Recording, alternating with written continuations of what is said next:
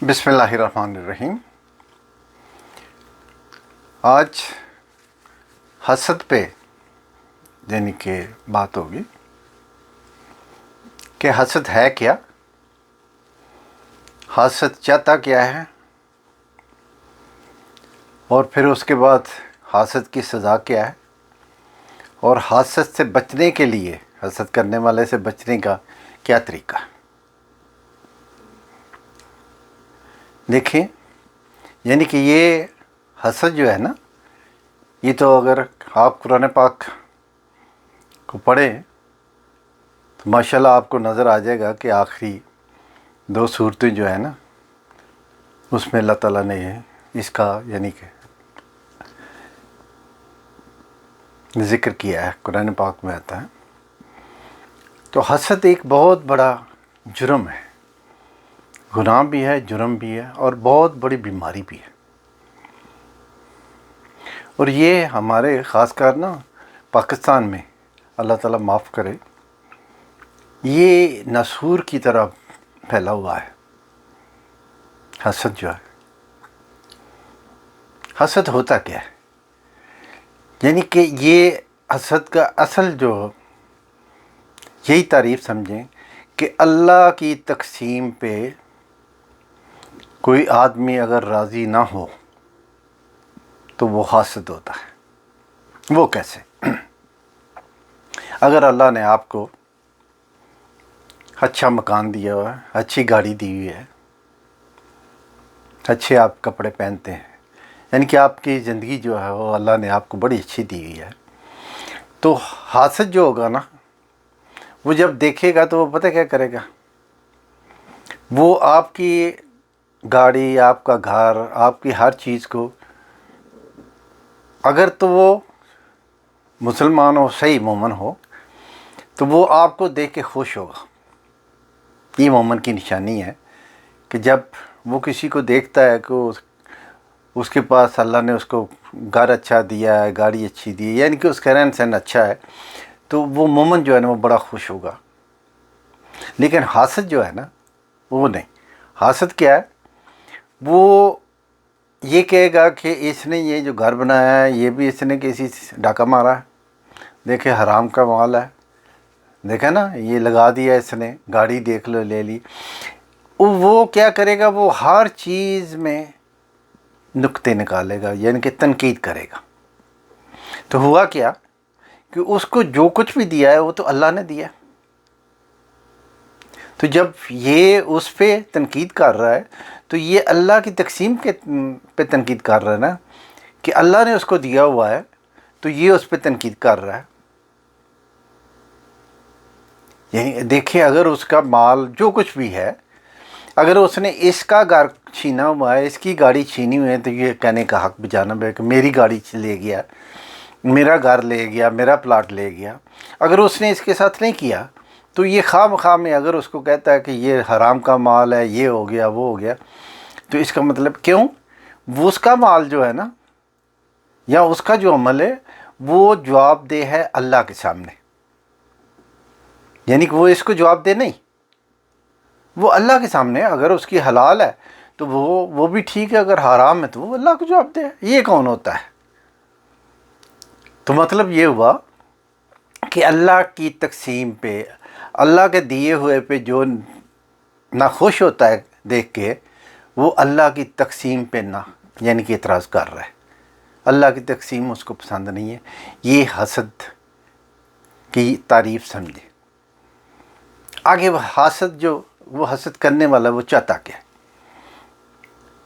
وہ یہ نہیں کہے گا یہ کار مجھے مل جائے، یہ کوٹھی مجھے مل جائے، یا مجھے یہ مل جائے، وہ مل جائے۔ وہ یہ نہیں کہے گا۔ وہ کہے گا اس کی یہ کوٹھی جو ہے نا یہ تباہ ہو جائے، اس کی کار کا ایکسیڈنٹ ہو جائے، اس کو یہ ہو جائے، اس کو وہ ہو جائے، اس کو۔ یعنی کہ میں جو ایک آدمی بتا رہا تھا کہ میں رات کو گاڑی لا کر میں نے اپنے گیراج میں کھڑی کی، یہ پاکستان کا واقعہ ہے۔ رات کو نئی گاڑی، نیو ماڈل، تو بولتا صبح جب ہم اٹھے تو میں گیراج میں گاڑی کو نکالنے گیا تو میں نے دیکھا کہ کسی نے کیل لے کے نا، کیل پوری گاڑی کے اوپر لائنیں لگا دی۔ ابھی دیکھو یہ جو یعنی کہ لانے لگانے والا ہے یہ حاسد ہے، اس کو گاڑی نہیں ملی، اس کو وہ لانے لگانے کا کوئی فائدہ نہیں ہوا، اس کا ایسا نقصان کر دیا۔ یعنی کہ حاسد کیا چاہتا ہے کہ دوسرے کا نقصان ہو، مجھے کچھ ملے یا نہ ملے دوسرے کے پاس کیوں ہے۔ یعنی کہ یہ اس کی ہر وقت جو اس کی سوچ ہوگی وہ یہی ہوگی کہ اس کے پاس یہ کیوں ہے، اس کے پاس یہ کیوں ہے۔ حالانکہ اگر وہ انسان ہو، مسلمان ہو صحیح، تو وہ اللہ سے مانگے، اللہ نے جس کو دیا ہے اس کو دیکھ کر خوش ہو اور کہے کہ مولا اس کو بھی دیا مجھے بھی دے، سو بسم اللہ، یعنی کہ گو نہیں تیرا حق ہے، یعنی کہ مانگ سکتا ہے تو، یعنی کہ یہ نہیں کیونکہ اللہ کے خزانوں میں تو کمی ہے ہی نہیں، تو مانگ، ہو سکتا ہے تیرے کو زیادہ دے، نہیں، یہ مانگتا نہیں ہے، وہ دوسرے کو نقصان پہنچاتا ہے۔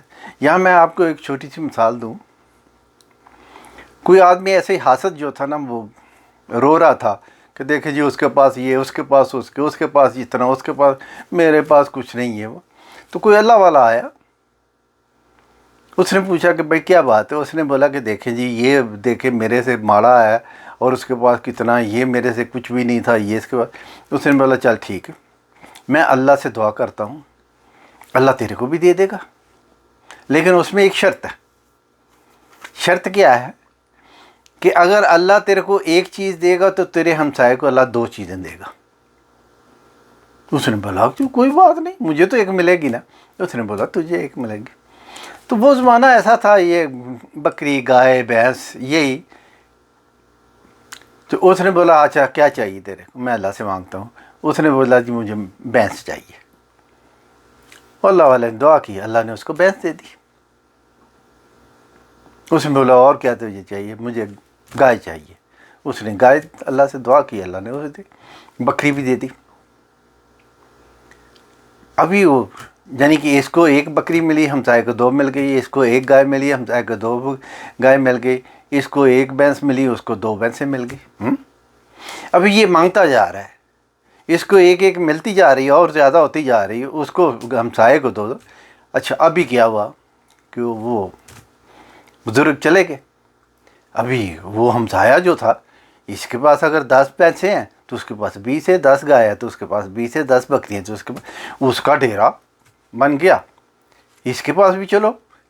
تو یہ جب کچھ دن گزرے تو اس نے کہا ہے بھائی میں مانگ رہا تھا میری وجہ سے ہوئی، یہ تو بڑا امیر ہو گیا ہے، یہ تو میرے سے تو ڈبل ہے، تو میں اس کا علاج کرتا ہوں۔ اس نے کیا کیا؟ اس نے کہا اچھا کیونکہ اگر میرے کو اللہ نے 1 دیا ہے تو اس کو 2 دیا ہے، اگر میری 1 جائے گی تو اس کی 2 جائیں گی۔ تو وہ کہتا ہے کہ اللہ میری 1 گائے مار دے، اس کی 1 گائے مر جاتی ہے، اس کی 2 مر جاتی ہے۔ پھر بولتا ہے 1 بھینس مار دے، اس کی 1 مارتی ہے، ایسے یعنی کہ اپنی بھی مارتا جاتا ہے، اس کی بھی مرتی جاتی ہے، اس کی بھی ختم ہوگی، اس کی بھی ختم ہوگی۔ ابھی کیا ہے؟ اب بولتا ہے اچھا بڑی اس نے عیاشی کی ہے، بڑا یہ چودھری بنا ہوا تھا۔ ابھی پتہ چلتا ہے اللہ میری 1 ٹانگ توڑ دے، اللہ اس کی 2 توڑ دیتا ہے۔ میرا 1 بازو توڑ دے، اس کی وہ 2 توڑ دیتا ہے۔ میری 1 نکال دے، اس کی 2 نکل جاتی ہے۔ ابھی مزہ آیا ہے نا، اندھا ہو گیا نا، میں چارپائی پہ پڑ گیا۔ اصل میں حاسد جو ہے نا اس کی یہ سوچ ہوتی ہے۔ ابھی آپ کو پتہ چل گیا نا، یعنی کہ وہ اللہ کی تقسیم پہ راضی نہیں ہو سکتا کسی طریقے سے۔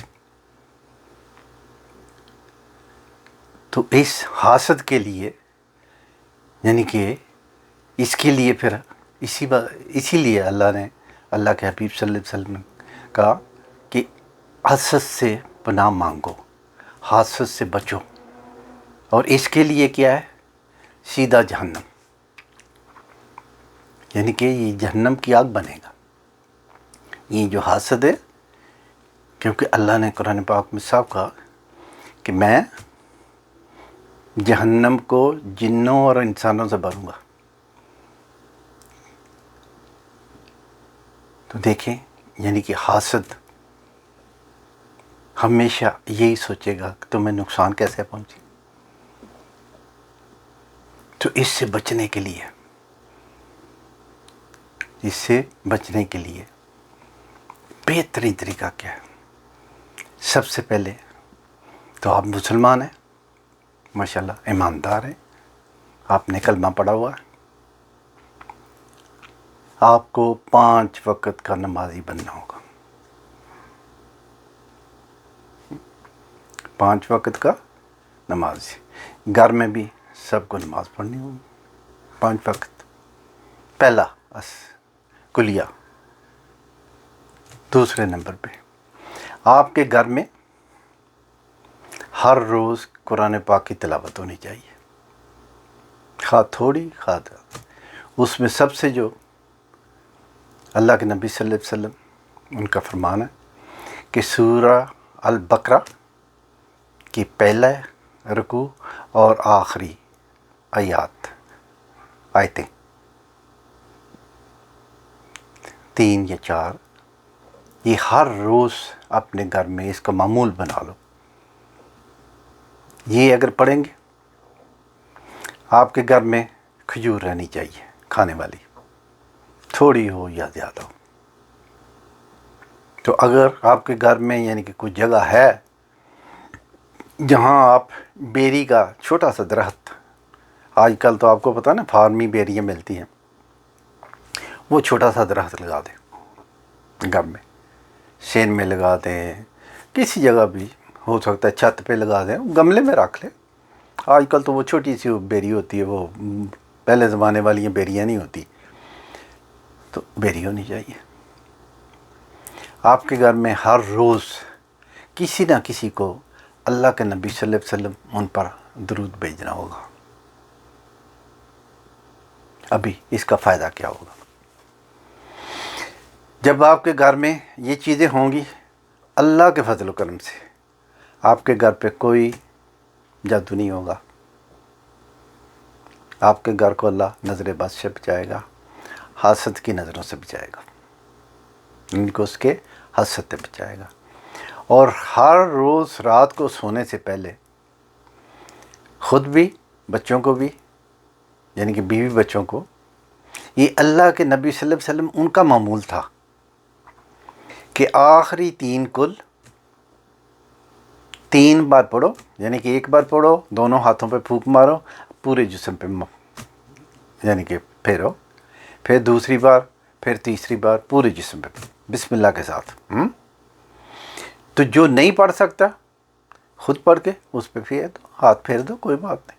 یہ کوئی زیادہ ٹائم نہیں ہے، یعنی کہ 3 کل جو آخری ہیں کوئی زیادہ ٹائم نہیں لگتا. تو سونے سے پہلے یہ کر لیا کرو. تو کیا ہوگا؟ اللہ کے فضل و کرم سے آپ نظر بد سے بھی بچ جائیں گے، حسد سے بھی بچ جائیں گے، اور بھی کوئی بلا اگر جادو ٹونا یہ وہ ہوگا، اللہ آپ کو اس سے بھی محفوظ رکھے گا. ابھی دیکھیں، آپ کی اپنی طرف میں آتا ہوں، جو بھی گھر سے باہر جاتے ہیں یا گھر میں بڑے جو لوگ رہتے ہیں، جب آپ فجر کی نماز پڑھیں گے تو اللہ کے نبی صلی اللہ علیہ وسلم ان کی حدیث ہے کہ جب آپ فجر کی نماز پڑھتے ہیں تو آپ کو ظہر تک اللہ اپنی امان میں لے لیتا ہے. جب ظہر کی پڑھیں گے تو عصر تک لے لے گا، عصر پڑھیں گے تو مغرب تک، مغرب اگر پڑھیں گے تو عشاء تک، عشاء اگر پڑھیں گے تو فجر تک. یہ تو ہو گیا، آپ اللہ کی امان میں چلے گئے. جب اللہ کی امان میں گئے تو اس سے زیادہ حفاظت کون کر سکتا ہے؟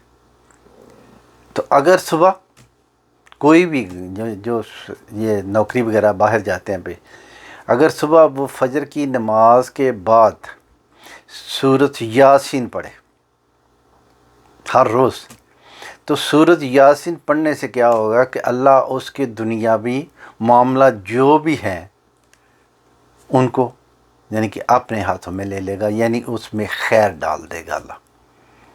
تو اس کے جتنے بھی سارے دن کے دنیاوی معاملات ہوں گے نا، اس کا کاروبار، بزنس، نوکری، یہ وہ جو کچھ بھی ہوگا، اس میں برکت ہوگی، خیر ہوگی، یعنی کہ اس کا دن بڑا خوشی سے گزرے گا. تو یہ معمولی سی عمل ہے، کوئی اس میں زیادہ ٹائم نہیں لگتا. تو یہ آپ کر لیا کریں. انشاءاللہ میرے اللہ نے چاہا تو آپ کا گھر حاسد کی نظروں سے، جادو سے، باقی جو بھی باہر کی چیزیں ہوتی ہیں، نظر بد، ان سب سے اللہ آپ کو یعنی کہ حفاظت دے گا. اللہ اپنی امان میں آپ کو لے لے گا اگر آپ یہ چھوٹا سا عمل کر لیا کریں گے. تو انشاءاللہ اللہ آپ کو اور آپ کے گھر والوں کو خوش رکھے، اپنی حفاظت میں رکھے. آمین.